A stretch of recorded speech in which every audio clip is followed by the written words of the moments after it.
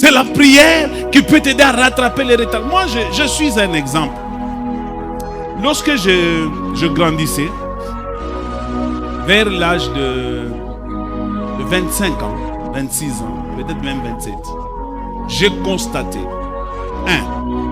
tous mes amis avec qui nous avions étudié, ils sont devenus soit professeurs d'université avec véhicule, soit commerçants, soit travailleurs dans une société.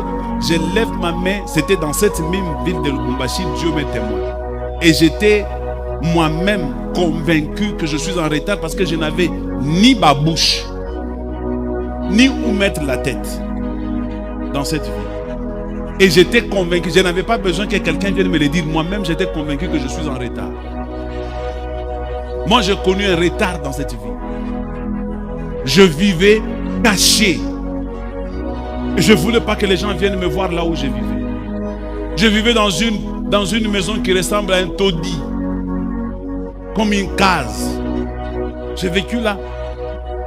J'ai vécu dans une maison quand il commence à pleuvoir. Quand il commence à pleuvoir, ça sointe de partout. De partout, je dis de partout. Et impossible de dormir quand c'est la nuit. Et quand il pleut, je devais me charger pour protéger la farine. D'ailleurs, avec ma femme, on avait acheté un fût. Comme ça, on mettait la farine dans un fût avec un couvercle là, on fermait hermétiquement. Même si la pluie tombait là-bas, la farine était protégée. Mais il pleuvait de partout. De partout. Un jour, on a quitté cette maison, on est entré dans une autre. Tu sais, quand tu es dans la pauvreté, dans le retard, tu vas aller de médiocrité à médiocrité. J'ai quitté cet endroit, je suis allé dans une autre maison. Dans cette autre maison, là, il ne sointait pas. Mais quand il pleuvait, tous les eaux du quartier pouvaient entrer chez moi.